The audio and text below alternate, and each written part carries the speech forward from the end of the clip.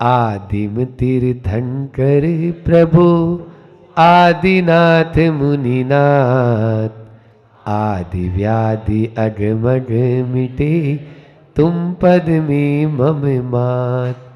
चरण शरण है आपकी तारण तरण जियाज, भव दधि तट तक ले चलो करुणा कर जिन राज। बोलिए मंडी वामोरा के बड़े बाबा अतिशयकारी आदिम तीर्थंकर आदिनाथ भगवान की, मूनलाइट 1008 श्री चंदा प्रभु भगवान की, परम उपकारी संत शिरोमणि आचार्य गुरुवर विद्यासागर जी महामुनिराज की, परम पूज्य मुनि श्री 108 दुर्लभ सागर जी महाराज की, पूज्य मुनि श्री 108 निरंजन सागर जी महाराज की। बोले परम पूज्य मुनि श्री 108 संधान सागर जी महाराज की। नमोस्तु महर्ष। एकांत वासा न झगड़ाना झांसा। कल अपन ने इस आशय पे आचार्य पूज्यपाद स्वामी को सुना था, उनसे अपन ने चर्चा की कारिका के माध्यम से। एक जहाँ पर है वहाँ सुख है, वहाँ द्वंद्व नहीं निर्विकल्पता है, और जहाँ द्वंद्व है, दो है, संबंध है, बंध है, वहाँ पर दुख है और विकल्पता है, विकल्प है। यहाँ पर विकल्प नहीं। तो उस आत्म तत्व की ओर जब दृष्टि रखता है साधक, तो निश्चित रूप से वह पूरे के पूरे जो भी दिख रहा है, जो भी हम देख पा रहे हैं, वो सब द्वंद्वता की ओर ही ले जाने वाले हैं, क्योंकि उनसे हमारा कोई संबंध नहीं है। जिससे संबंध है वो दिखता नहीं है, जिससे हमारा संबंध है वो दिखता नहीं है। नहीं महाराज आप कैसे बोल रहे हैं, हम तो अच्छे लड़की वाले को देख के आते हैं, लड़की वाला लड़के वाले को देख के आता है, लड़का वाला लड़की वाले को देख के आता है और संबंध बना लेते हैं। फिर आप बोल रहे हो दिखता नहीं है। हाँ, वो आत्म तत्व जो है वो रूपी नहीं है, अरूपी है। हाँ, रस गंध से रहित है। उस आत्म तत्व की ही हम रोज प्रतिदिन अब यहाँ पर चर्चा कर रहे हैं। जब वह बंधन को प्राप्त होता नहीं है, तो फिर प्रश्न उठता है शिष्य के मन में कि भगवान ये तो बताओ कि जब वह बंध को प्राप्त होना नहीं है, फिर वो बंध को प्राप्त है कैसे। अभी जो संसारी है वो संसार में इतने गोते खा रहा है। आप ही के प्रवचन में सुना है 84 लाख हैं योनियों में, चारों गतियों में भव भ्रमण कर रहा है अनादि काल से। तो क्यों कर रहा है, कारण बताते हैं, बहुत ही सार गर्भित कारिका है। बद्धते मुच्यते जीव सममो निर्मम क्रमात्, तस्मात् सर्व प्रयत्नेन निर्ममत्व विचिंतयेत्। मतलब इन 4 चरणों में और बहुत ही सरल शब्दों में, जैसे हिंदी में अपन बात करते हैं ना, वैसे ही संस्कृत के शब्दों के माध्यम से आचार्य भगवान ने कहा कि बहुत सीधा सीधा तरीका है। समममो, सममम यानी ममत्व से सहित, निर्मम है ममत्व से रहित, बद्धते मुच्यते।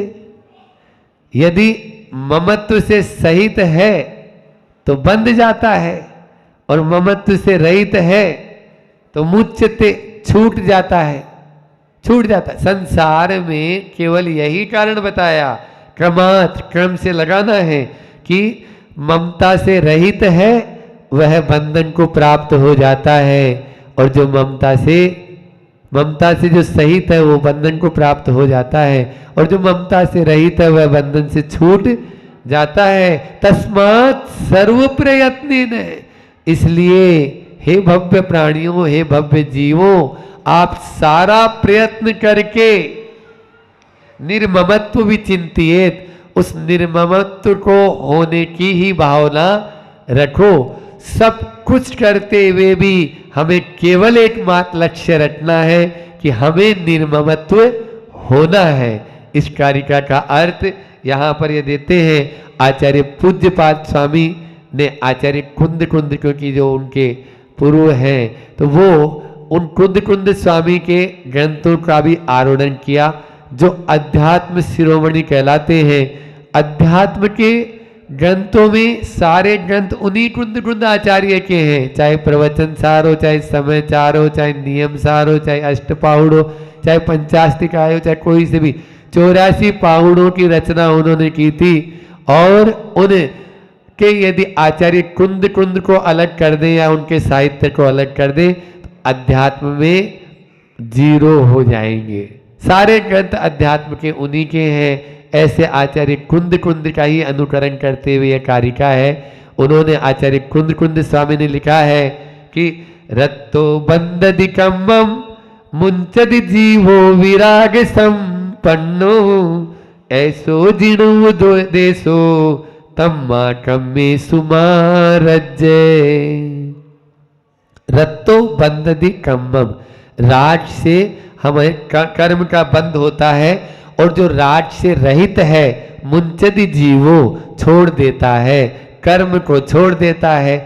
जैसे उसी समय सार में उदाहरण भी दिया है कि चितनाई लगाया हुआ कोई शरीर पर तेल लगा लिया आपने, और अब आप धूल में खेल रहे हैं या नहीं भी खेल रहे हैं और जा रहे आ रहे हैं, तो जो चितनाई है ना, उसके कारण से आपके ऊपर वो धूल के कण आके, जैसे अभी यहाँ चूना उड़ रहा है, तो वो आके आपके ऊपर चिपक जाता है ना।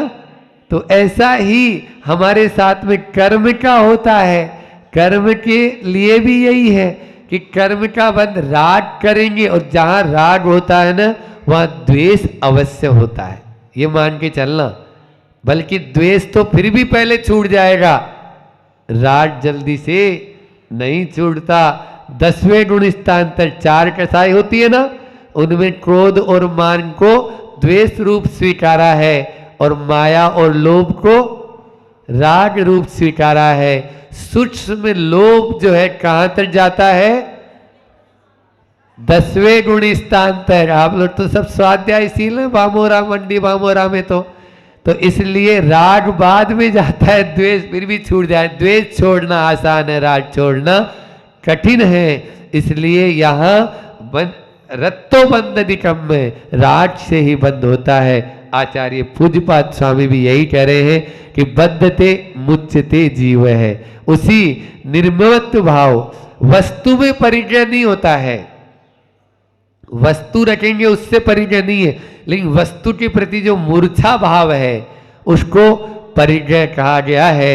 आपने उदाहरण सुना होगा, गणेश प्रसाद जी वर्णी जो हैं उनका उदाहरण आता है। उनकी धर्म माता थी चिरोजा बाई, तीर्थ यात्रा पर निकली गणेश प्रसाद जी वर्णी जी के साथ में, और वो लोग तीर्थ यात्रा करते करते सोनागिर पहुंचे, और सोनागिर जैसे ही पहुंचते चंदा प्रभु भगवान के दर्शन करते ही उनके भाव होते हैं कि अष्टानिका पर्व आ रहा है कल से, अपन यहाँ सिद्ध चक्र महामंडल विधान करते हैं। जैसे आप लोगों ने यहाँ पर भव्यता के साथ में अभी सिद्ध चक्र महामंडल विधान किया था, उसी प्रकार से वो चिरोजा बाई भी बरनी जी से कहती है, बेटा अपन यहीं पे रुक के विधान करते हैं। विधान चालू हो गया।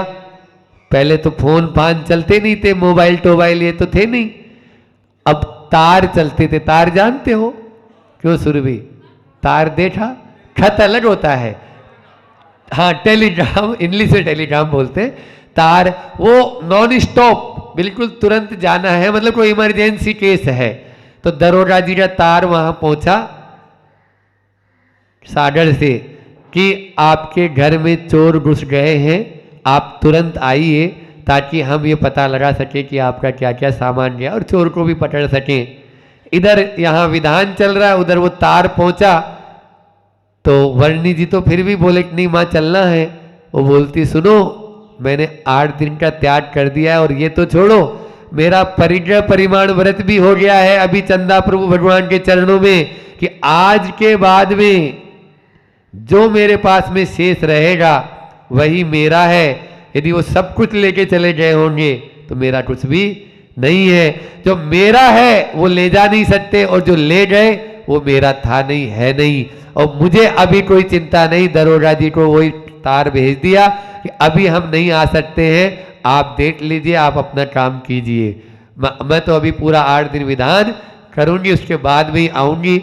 जब वो पहुंची घर पे तो चोरों ने पूरा घर खोद डाला था, लेकिन जहां पर असली कलश माल डला था, दबा था, वहां पर वो पहुंचे ही नहीं। जिनकी भावना ऐसी होती है उनके लिए ऐसा ही उनके साथ में घटित भी होता है, उनका कोई भी कुछ बिगाड़ नहीं कर सकता है। ये है निर्ममत्व भाव, मुंचते जीवो, वो ही छोड़ सकता है। देखो घर में रहते हुए, गृहस्थ अवस्था में रहते हुए भी ऐसे परिणाम होते या नहीं होते हैं? होते हैं।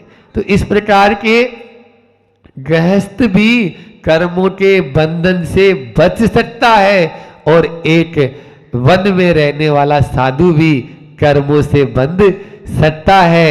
लेकिन आप लोगों का क्या है, अब यहां पर देखो, अभी मान लीजिए आप भी मकान में और हम भी मकान में यहाँ आप ही के यहाँ रह रहे हैं, लेकिन हम लोगों को जाना हो तो उठाई पीछी कमंडल और चल दिए, और आपको जाना हो तो पहले ताला कुंची देखेंगे, भैया ताला कुंची कहाँ है, वो लगा के चलना है, चोर अवर न आ जाए और नहीं आ जाए।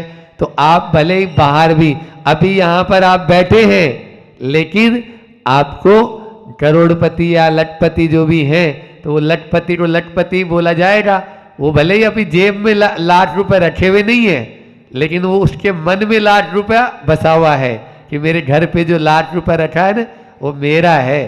समझ में आ रहा है? तो ये होता है, अपने मन से उसको बांध रखा है और यहाँ पर मन से छोड़ दिया गया है। इसलिए मूर्छा को परिग्रह कहा गया है। इसी से बचना है और इसी के माध्यम से यह संसार में आत्मा जो है पूरा जन्म मरण का चक्कर चल रहा है। भरत और बाहुबली का आता है कि भरत ने जो है चक्कर चला दिया, केवल मात्र इसी के लिए तो चलाया। उसने बोला बाहुबली ने कि भाई जो मुझे मेरे पिताजी ने दिया है मैं उसमें संतुष्ट हूं। भरत बोला नहीं, वो भी मेरा है। बस जहां मेरा तेरा का भाव आ गया, लड़ाई शुरू, बंद शुरू, संबंध शुरू। ये सारे के सारे तौ मम, यही जो है हमारे संसार का कारण बना हुआ है। इस संसार से हमें छुटकारा पाना है। यदि कर्मों से छूटना है तो इस चिकनाई को छोड़ो।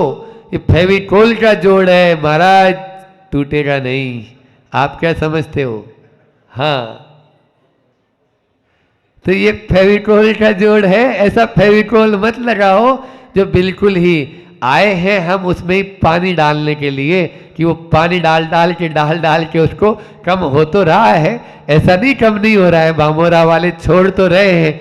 अब योजनाएं भी तो इतनी सारी आपके यहाँ चलती जरी जा रही है कि एक के बाद एक योजना, तो उसके माध्यम से आगे आप भी बढ़ते चले जा रहे हैं। लेकिन बंधुओं, संसार की योजना तो बहुत सारी बना ली, लेकिन आत्मा से योजनों दूर हैं अभी। क्यों?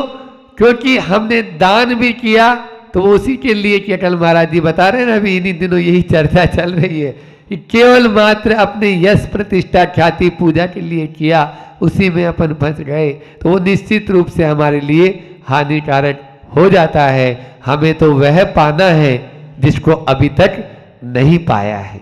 हमें वह सुनना है जिसको अभी तक नहीं सुना है। हमें उससे परिचय प्राप्त करना है जिसका परिचय अभी तक। ड्रेस वालों, बहुत सारे एड्रेस बदल चुके। ड्रेस वालों, बहुत सारे एड्रेस बदल चुके।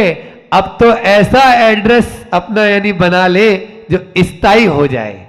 स्थायी हो जाए, उस स्थायी पता लिखते जरूर हैं पत्रों पर, स्थायी पता और चल पता या जो है टेम्परेरी और परमानेंट, इस तरह के होते हैं। ये अपन को छोड़ना है, समय भी अपना हो रहा है। सेठ सुगंधास जी हुए हैं, है ना, किस प्रकार से देखो, लक्ष्मी के दास मत बनो, लक्ष्मी के दास मत बनो। बातें वही है, उधर से भी वही मिलेगी, इधर से भी वही। सेठ सुगंधास जी, जिनका कल महाराज जी बता रहे थे, लाल किला के जो दिल्ली जो देश की शान है, आन है, मान है, उस राजधानी में लाल किला के बिल्कुल सामने लाल मंदिर, जो धर्मपुरा का मंदिर बता रहे हैं, उसको बनाने वाले सेठ थे सुगंधास जी। उन सेठ सुगंधास जी के समय पर नादिर शाह, बहुत बड़ा एटियन लुटेरा, हाँ हाँ, ये हर्षुदास जी और सुगंधास जी ये पिता पुत्र रहे हैं। तो सेठ सुगंधास जी के समय नादिर शाह जो थे वो लुटेरे, उस समय उनका आतंक छाया हुआ था। तो जब मालूम चला कि अपने यहाँ भी आएगा ही वो, आज नहीं तो कल आएगा, तो उन्होंने क्या किया, अपने जितने हीरे जवाहरात और जो भी थे उन सबको एक कमरे में बिछा दिया, तटक के ऊपर बिछा के उनकी नुमाइश लगा दी, सोना चांदी सारे आइटम। और जैसे ही नादिर शाह के लोग आए, बताओ कहाँ है सारा माल, जाओ ना कमरे में तटक के ऊपर रखा हुआ है, ले लो जाके। जैसे ही नादिर शाह ने सुना, हमने तो सुना था आज तक लोग तिजोरी में तिजोरी, तिजोरी के अंदर तिजोरी, फिर उसमें भी डब्बा के अंदर डिब्बी, उसमें माल रखते हैं, और ये तो ऐसे तटक के ऊपर पलंग के ऊपर रखा हुआ है। क्या राज है भगवान बताओ तो। नादिर साहब बोलता है, खुद उनका सरदार बोलता है कि जो मेरा है वो तुम ले जा नहीं सकते, और जो मेरा नहीं है मैं चाहूंगा तो भी रुक नहीं सकता वो, इसलिए तुम्हें जो ले जाना है ले जाओ। कहते हैं वो खाली हाथ वापस चला गया, खाली हाथ वापस चला गया। ऐसे व्यक्ति का मुझे एक पैसा भी नहीं चाहिए। जिसकी भावना इतनी पवित्र होती है वही ऐसा कार्य कर सकता है। आचार्य श्री जी का पद्यानुवाद लेते हैं। जीव कर्म से बंधता तब है, ममता से जब मंडित हो, बंधन से भी मुक्त वही हो, निर्ममता से पंडित हो। इसीलिए तुम पूर्ण यत्न से निर्ममता का मनन करो, चिंतन मंथन आराधन भी तथा उसी को नमन करो। चिंतन भी उसी का, मंथन भी उसी का, मनन भी उसी का। किसका? निर्ममता का। निर्ममता होना जरूरी है। निर्ममत्व नहीं बनेंगे तो संसार में ही गोते खाते रहेंगे। इतना ही रखते हैं, समय भी हो गया है। अहिंसा परमो धर्म की। वे लोग जो पूर्व में जिनकी मैं चर्चा कर रहा हूँ, वे धन से तनिक भी ममता नहीं रखते थे। उनका विश्वास था। क्या विश्वास था? वो विश्वास सुनना क्या था? वो विश्वास था कि सुई के छिद्र में हजारों ऊंट निकल सकते हैं। अरे महाराज जी, सुई के छिद्र में, हाँ, सुई के छिद्र से, वो जो छिद्र जिसमें आप धागा पिराते हो ना, उसमें हजारों ऊंट निकल सकते हैं। पर ध्यान रखना, धनपति का संसार सागर में पार होना संभव नहीं है। जिनके पास धन है, जिनके पास परिग्रह है, उस परिग्रह वाले के इस संसार से निकल पाना संभव नहीं है। और आगम में कहा भी है, तत्वार सूत्र के उस सूत्र को उठाकर देखना। उमा स्वामी महाराज ने कहा है, आपको नरक जाना है। जाना है नरक? नहीं जाना, पक्का नहीं जाना। नरक जाने के कारणों में क्या लिखा है पता है ना आपको? भवारम परिग्रहम नारकस्यायुषा। जितना आपका आरंभ है, जितना आपका परिग्रह है, जितना आपका सेटअप है, जितना आपका ये मंच है, उतना आप ये मान के चलना नरक के द्वार की ओर अग्रसर हो रहे हो। और जितने आप निर्विकल्प हो, जितने आप अपनी ओर हो, ये मान के चलना आप ऊपर की ओर उठ रहे हो। मतलब क्या? वहाँ स्पष्ट कहा है आचार्य उमा स्वामी ने, भववारम परिग्रहम नारकस्यायुषा। इसलिए एक बार वो सुई की छिद्र से वो ऊंट निकल सकता है, लेकिन जिसके पास अपार परिग्रह है, अपार संपदा है, ये मान के चलना। अगर उसने उसको अपना माना है और उसका वो उपयोग नहीं कर रहा है, उसका सदुपयोग नहीं कर रहा है, तो निश्चित तौर से मान के चलना। मैं नहीं कह रहा हूँ, आचार्य उमा स्वामी कह रहे हैं, भववारम परिग्रहम नरकस्यायुषा। जितना जितना आरंभ है, जितना जितना परिग्रह है, वह नरक आयु के बंध का कारण है। काय के बंध का कारण है? नरक आयु के बंध का। इसीलिए आप अपने परिग्रह को ढीला करो। कितना रखना है, एक सीमा बना लो। सीमा बनाने के बाद निर्विकल्प हो जाओ, सब कुछ बांट दो अलग अलग, लेकिन उसमें अपना स्वामित्व छोड़ दो। जितना कम स्वामित्व होगा उतना आपका अभिमान भी कम होगा और उतनी ही आपकी विशुद्धि बढ़ते ही जाएगी। इसलिए लक्ष्मी को जो ठुकराते हैं उनके पास क्या होता है? उनके पास सम्मान, वो सम्मान की भूख नहीं रखते, लेकिन अपने आप सम्मान आते चले जाता है, आते चले जाता है, आते चले जाता है। लेकिन आपको हम बताएं, ऐसे महान पुण्यशाली जी वो होते हैं जो कोयले को भी हाथ डालते हैं ना, तो क्या बन जाते हैं? वो सोने की मोहर बन जाती है। वो सर्प पर भी पैर उनका पड़ता है ना, तो वो क्या हो जाता है? रत्नहार बन जाता है। कौन? जो इस प्रकार से लक्ष्मी को ठुकराते हैं। वो नहीं जो वो कभी भी नहीं होते हैं जिनको दान दिया और दान देने के बाद जिनकी इच्छा होती है लिखवाने की। दान दिया और दान देने के बाद कि भैया मेरा नाम वहाँ लिख जाना चाहिए, मेरा नाम हो जाना चाहिए। वो तो ये कहते हैं, जब इस सृष्टि में उन चक्रवर्ती का नाम भी वहाँ पर लिखा नहीं गया और क्या कर दिया?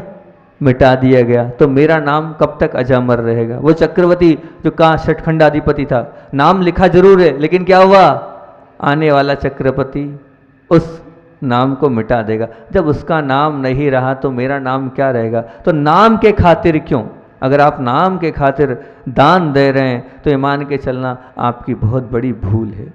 बहुत बड़ी क्या है? भूल है ना। अब जैसे मान लो आपके माता पिता हैं या कोई भाई बंधु हैं, उनकी पावन स्मृति में कुछ देकर आप फिर उसकी कीर्ति लूटना चाहते हो, तो वो भी बहुत आप अनर्थ कर रहे हो। उन्हें जिस व्यक्तित्व की मैं बात कर रहा हूँ, उनकी क्या है? बहुत अच्छी बात है, पद प्रतिष्ठा यशगान की लालसा ना होकर आत्मद्वार पर पुण्य की लिखवाने की लालसा और कामना थी उनकी। काय की लालसा थी उनकी? ना पद चाहिए, ना प्रतिष्ठा चाहिए, ना यशगान चाहिए, ना यशगान की लालसा है, और ना होकर क्या? आत्मद्वार पर। आत्मद्वार मतलब जो अपनी अंतरंग आत्मा है उस पर पुण्य लिखवाने की मात्र उनकी कामना थी। ऐसा एक व्यक्तित्व की चर्चा आज आपके सामने कर रहा हूँ। भूमिका में वो व्यक्तित्व मैंने रखा है। हालांकि महाराज जी ने तो एक बार बता दिया था उस व्यक्ति के विषय में, शॉर्ट एंड स्वीट में, बहुत कम शब्दों में। एक दिन दान की चर्चा चली थी और वैसे सुना भी होगा आपने उनका नाम, लेकिन आज और व्यवस्थित रूप से बता रहा हूँ। क्या हुआ? सुन तो लिया ही है, लेकिन और हो सकता है इससे सुनने से आपके भाव और बन जाए। मैं वो बात कर रहा हूँ, वो व्यक्ति ऐसे होते हैं जैसे क्या कहते हैं कि कुएं में वो जो व्यक्तित्व है वो कैसा है? वो क्या कहते हैं ना कि क्या कहें उसको हम,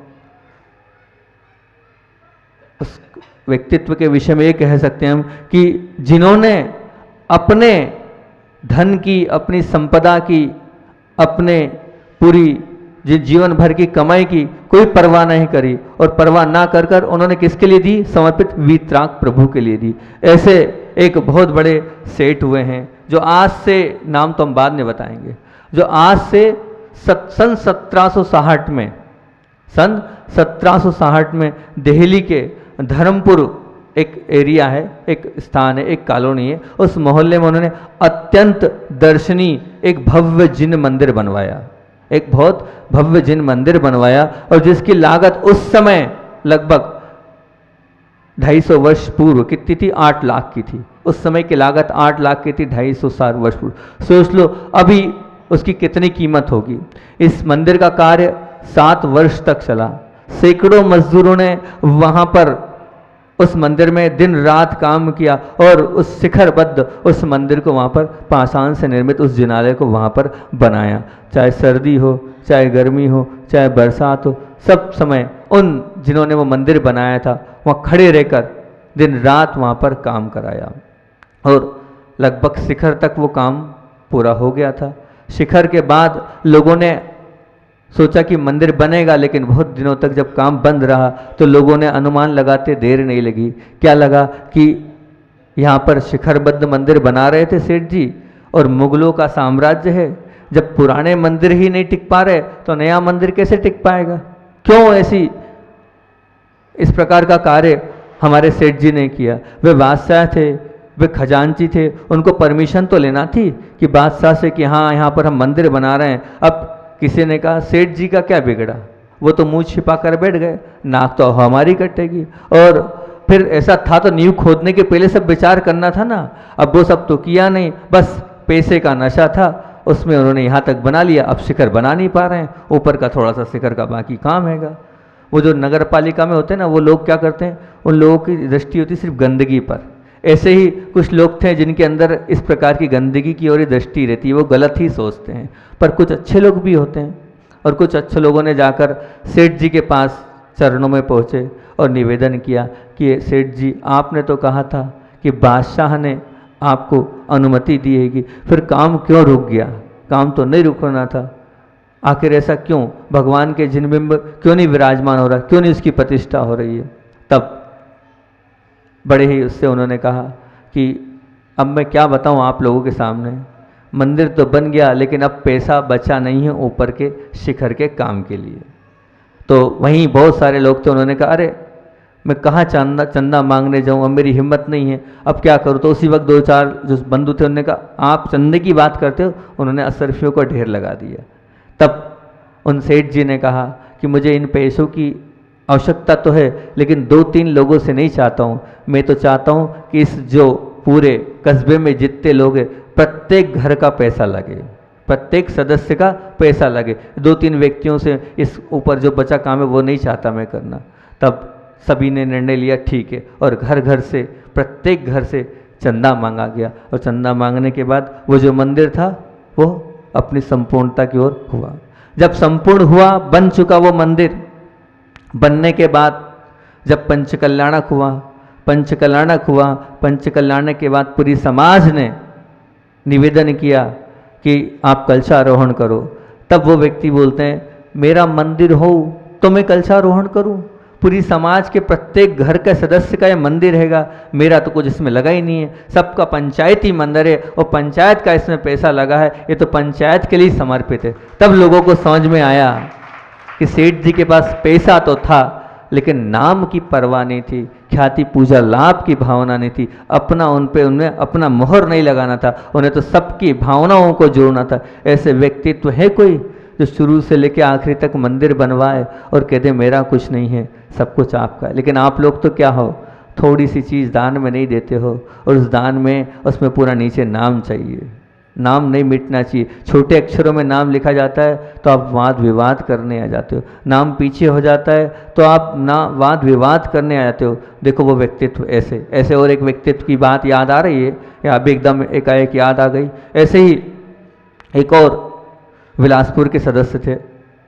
वो हमारे पास आए थे, महाराज जी आचार्य भगवान के पास भी निवेदन किया, उन्होंने मंदिर बनाना है, मंदिर बनाना है। उन्होंने जब उस समय की बात है जब सफ़ेद संगमरमर के जो मंदिर है, दिगंबर संप्रदाय में मेरे ख्याल से कोई नहीं था। अब हमने उनसे कहा था बनाना ही है तो सफ़ेद मार्बल का आप बनाओ मंदिर, पैसा है उपयोग करो। और उन्होंने पूरे तन मन से और धन का उपयोग कर कर वहाँ बिलासपुर में शिखरबद्ध पाषाण का जिनालय तैयार किया। पाषाण का सफ़ेद मकराना के पत्थर से वो जिनालय तैयार हुआ। जिनालय बनने के पहले ही पंचकल्याणक हुआ और पूरी समाज को बुलाया, और समाज को बुलाने के बाद एक ही दिया, ये मंदिर पूरी समाज को मैं सौंपता हूँ, ये मंदिर पूरी समाज को मैं सौंपता हूँ, मेरा इस पर कोई अधिकार नहीं, ये मंदिर समाज का है। और अब पंचकल्याणक मैं नहीं कराऊंगा, निवेदन करना है आचार्य श्री के पास जाकर तो आप जाओ, समाज जाएगी, समाज का लेना देना, आप जो करना है वो समाज करे, मेरा उस पर कोई भी अधिकार नहीं है। ऐसे भी लोग होते हैं जो पूरा बनाने के बाद समाज को समर्पित कर देते हैं धन्य से व्यक्तित्व जिनमें नाम ख्याति पूजा लाभ की कोई परवाह नहीं। वो जो मंदिर था जहाँ अपन चर्चा कर रहे थे दिल्ली की, वो मंदिर वो इस प्रकार का आज भी सीना ताने उस गौरव गाथा को कह रहा है। वो उसमें जो समोशरण में संगमरमर की जो वेदी है उसमें जो एक बहुत प्राचीन काम होता है जिससे कहते हैं पच्चीकारी का काम। वो ऐसा अनूठा है कि उसको देखते ही लगता है कि क्या ये कैसी वेदी है। कई अंशों में तो वो ताजमहल के से भी अधिक बारीक उस मंदिर में काम हुआ है। इस वेदी पर जो शेर बने हुए हैं, उन शेरों के बाल को आप देखोगे तो लगेगा कि साक्षात शेर खड़ा हुआ है, तब लगेगा कौन इनके कारीगर थे। उन कारीगर को सहज भाव से आपको लगेगा कि मैं इनको धन्यवाद दूं। ऐसी भी कला होती है क्या, इस प्रकार का। और वहाँ का प्रतिबिंब, वहाँ की वेदी, हर एक चीज़ अनूठी है। और लाख उन्हें हम छिपाने के बाद भी जो भी वहाँ जाता है दिल्ली में, उस मंदिर के दर्शन अवश्य करता, अवश्य उसके जाने के भाव होते कि सब जगह जाएं, लेकिन उस मंदिर के अवश्य, आप जब भी जाएं, धर्मपुरी में वो मंदिर है, वहाँ पर अवश्य उस मंदिर के दर्शन करके आना। कि एक व्यक्तित्व था जिसने पूरा मंदिर बनाया और मंदिर बनाने के बाद नाम की परवाह न करके समाज को सुप्रत कर दिया। उस वक्त जब प्रतिष्ठा हुई थी, प्रतिष्ठा समय वहाँ पर कुछ लोगों ने वहाँ पर जो वहाँ की सामग्री थी चुरा ली, लेकिन बादशाह जो था वो बड़ा ही दयालु था सेठ जी के प्रति। किसी के प्रति था या नहीं था, लेकिन सेठ जी के पूरा का पूरा धन जितना लूटा गया था वो पूरा वापस दे दिया गया वहाँ पर। तो वो 260 वर्ष पुराना, वो अभी तक अपने इतिहास की गाथा को गा रहा है। और वो सुंदर मंदिर, अगर आप सुनना चाहते वो कौन थे, सबकी भावनाएं सुनने की, वो थे सेठ हरसुखदास जी। कौन थे? सेठ हरसुखदास जी, जो कि वहाँ के बादशाह के खजांची थे, जिन्हें बादशाह के माध्यम से राजा की उपाधि प्राप्त थी। ऐसे वो सेठ जी थे जिन्होंने पूरे धन का सदुपयोग किया और अभिमान को छोड़कर। मूलतः तो बहुत से लोग दे रहे हैं धन देने वालों की कमी नहीं है, लेकिन धन देने के बाद अभिमान को छोड़कर धन देने वाले बहुत बिरले होते हैं, जिनके पास देने के बाद ये भाव नहीं हो कि मेरा नाम हो। दो, लेकिन नाम के पीछे मत दो, क्योंकि जहाँ नाम आ जाएगा वहाँ आपके दान की कोई कीमत नहीं रहेगी, वहाँ आपके दान की कोई भूमिका नहीं रहेगी। इतना ही समय अपना हो गया है। आज पहले आचार्य श्री की बात पहले कर लें अपन, क्योंकि अपन रोज एक गाथा ले रहे हैं।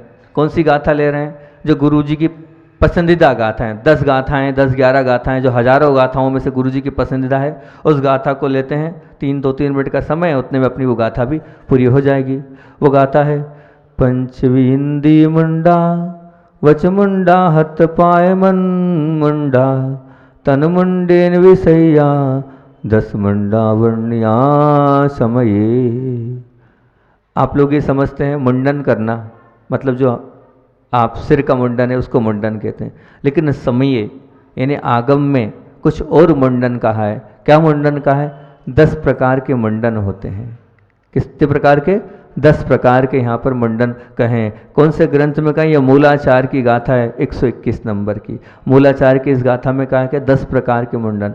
पंचवी इंद्रिय मुंडा मतलब क्या? 5 इंद्रियों का मुंडन। फिर उसके बाद क्या? वच मुंडा यानी 5 इंद्रिय मुंडा का मतलब समझ रहे आप? जो आपकी 5 इंद्रिय है, कौन कौन सी? स्पर्शन, रसन, घ्राण, चक्षुर, कर्ण। इन इंद्रियों को रोकना, इसको कहते हैं पंचेंद्रिय मुंडा। फिर कहा है वच मुंडा। वच मुंडा मतलब अपने वचनों पर जो आप बोलते हैं उनका निग्रह करना। और कैसे बोलना? हित प्रिय वचनों को बोलना। फिर हत पाए मन मुंडा। हत मतलब अपने ये जो हाथ हैं इन हाथों पर नियंत्रण रखना। और फिर पाए मुंडा मतलब अपने जो पैर हैं उस पैर पर भी नियंत्रण रखना। यदवा तदवा यहाँ वहाँ फालतू नहीं जाना। और मन मुंडा मन को भी नियंत्रित करना मतलब मन के माध्यम से सिर्फ शुभ उपयोग का ही चिंतन करना। तो ये हो गया पंचे मुंडा, वच मुंडा, हत पाए मुंडा, तन मुंडे ने विसैया। और तन मतलब शरीर, पूरे शरीर को संयमित रखना। इस प्रकार के ये 10 मुंडन हैं। इन 10 मुंडन जो सहित होगा, जो इन 10 मुंडन को अपने जीवन में उतारेगा उसका जीवन सार्थक हो जाएगा। वही सच्चा मोक्ष मार्गी है। आचार्य श्री बोलते वही सच्चा मोक्ष मार्गी है जो अपने 5 इंद्रियों का मुंडन करता है, जो अपने वचन का मुंडन करता है, शरीर का मुंडन करता है और साथ में हाथ और पैर इनका भी मुंडन करता है। वही सच्चा सम्यक दृष्टि है, वही सच्चा मोक्ष मार्गी है। आत्म के अहित विषय कसाय और विषय कसाय में लोक पर चर्चा चल रही थी। कल अपन ने बात करी थी, 2-3 बातें कल की अपन रिपीट कर लें। कल हमने एक बहुत अच्छी बात बोली थी कि धन के विषय में हमने आपसे बोली थी, जिनके पास अपार धन है वह अपार धन के लिए कहा था कि सुई की छिद्र में हजारों ऊंट निकल जाना संभव है, पर धनपति का संसार सागर से निकल पाना संभव नहीं है। अर्थात ये जो धन है, ये धन ही हमारे लिए नीचे गति में ले जाने वाला होगा। और उसके लिए सूत्र भी बताया था, भवारम परिग्रहण नारकस्य ऐसा। फिर दूसरी बात बोली थी कि जिन्हें नाम की परवाह नहीं है, जिन्हें कीर्ति की परवाह नहीं, उन्हें काहे की परवाह है, तो पद प्रतिष्ठा तथा यशगान की लालसा न होकर आत्मद्वार पर पुण्य को लिखवाने की कामना बनी रहती है, ना कि अपने नाम किसी वेदी के नीचे लिखवाने की कामना बनी रहती है। और फिर उसके बाद हमने आपसे बात करी थी कि लक्ष्मी की उपासना करने से लक्ष्मी नहीं आती है। लक्ष्मी को ठुकरा देने वाले वीतरागी प्रभु और वीतरागी गुरु, उनकी भक्ति करने से, उनकी आराधना करने से तो क्या 3 लोक की लक्ष्मी तो छोड़ो, क्या 3 लोक का साम्राज्य भी उसके चरण में झुक जाता है। किसके? जो वीतरागी प्रभु की और वीतरागी गुरु की भक्ति करता है। यहाँ तक अपनी कल बात हो गई थी। अब अपन आगे चलते हैं और आगे की बात करते हैं। तो बात चल रही हैगी लोभ पर। लोभ की बात करते हुए बहुत अच्छी बात कि लोभ किसको है और किसको नहीं है। सागर मोती देता है, आकाश रहने की जगह देता है, नदी पानी को प्रदान करता है। मतलब ये प्रकृति है और इस प्रकृति की यही तो पहचान है, निरंतर कुछ न कुछ देना। ये प्रकृति का स्वभाव है, वह है प्रकृति। प्रश्न मानव का है। इस मानव को प्रधान में इतनी रुचि नहीं है जितनी रुचि अर्जन में है। प्रश्न मानव का है। मानव का क्या प्रश्न है? प्रधान में इसकी इतनी रुचि नहीं है, जैसे प्रकृति की रुचि तो प्रधान में, परंतु इसकी रुचि किसमें? अर्जन में है। स्वयं के पास जो है उसे कम करने के लिए तो तैयार ही नहीं है। स्वयं के पास जितना है उसे कम करने के लिए तैयार नहीं है। परिणाम क्या है? जब कम करने को तैयार नहीं है तो परिणाम ये निकलता है, जैसे रूखा हुआ पानी बदबू मारने लगता है, जैसे वो पड़ा हुआ दूध फट जाता है, जैसे चालू गैस पर आपने रोटी रखी तो रोटी क्या हो जाएगी? जल जाती है। और वो पड़ा हुआ कचरा क्या होता है? सड़ जाता है। वैसे ही सदुपयोग के कार्य में न लगाई जाने वाली ये जो आपकी संपत्ति है, वो मानव के मन को क्या कर देती है? संकुचित कर देती है और तुच्छ बना देती है। जैसे वो कचरा सड़ जाता है, वो रोटी जल जाती है, वो पानी बदबू मारने लग जाता है, वो दूध फट जाता है। ऐसे ही ध्यान रखना बंधुओं, जो आपके पास संपदा है, अगर उस संपदा आपके पास रखी है, संभाल कर आपने उसको, तो वो क्या होगा? वो आपके मन को संकुचित कर देगी, मन को सड़ा देगी, मन को खराब कर देगी, मन को तुच्छ बना देगी। उसका कोई उपयोग नहीं होगा।